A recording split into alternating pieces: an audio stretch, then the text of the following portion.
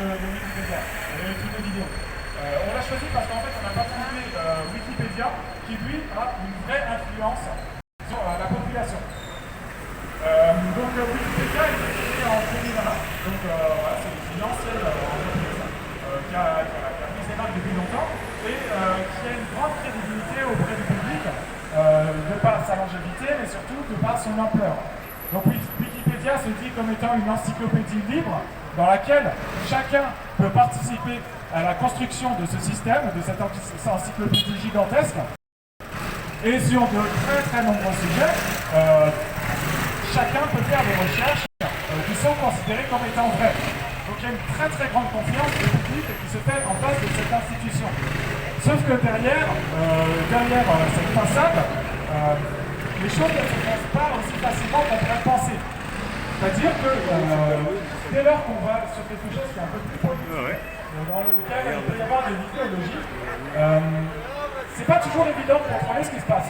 Parce que les personnes, les fiches de personnalité ne sont pas écrites par la personnalité en elle-même, ce qui est normal parce que forcément elle se donnerait une image très positive.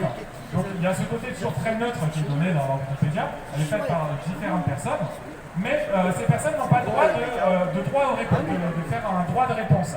Et parfois des informations qui sont fausses ou qui sont altérées vont être présentées dans ces pages, ou ça peut être simplement dans la formulation. Qui va donc faire passer une personne notamment pour par exemple complotiste, simplement parce qu'elle s'intéresse à des sujets qui ne sont pas autorisés.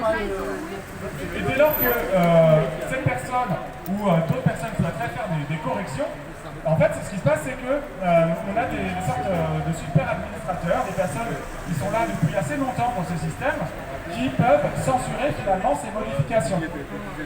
Et on a en fait à avoir des personnalités.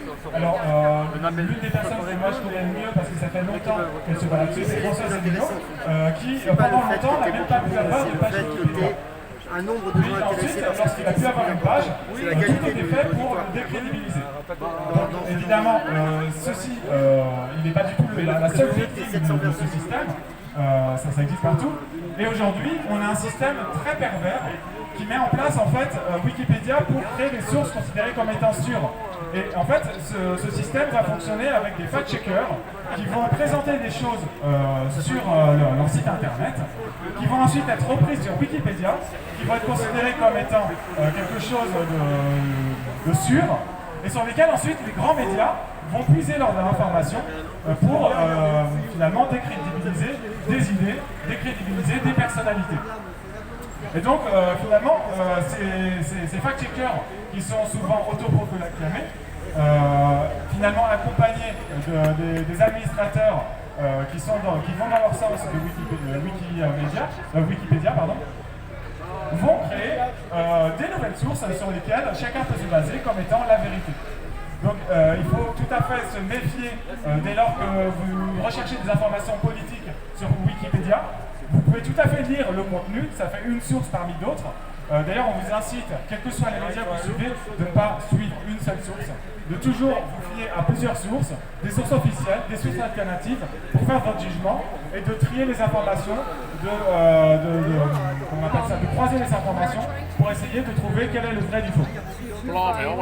Donc cette information des fact-checkers en lien avec Wikipédia a été particulièrement développée par François et par Idriss Aberkan, qui ont fait un travail très intéressant sur le fact-checker Fact and Furious. Je vous invite à faire des recherches là-dessus qui démontrent vraiment la supercherie. Je ne vais pas développer, mais dernièrement on a eu une grosse affaire ici. Je le développerai peut-être sur la suite du parcours.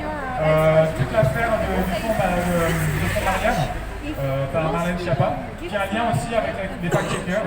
Et donc finalement, ces fact-checkers sont partout, sont là pour modifier l'opinion de la population.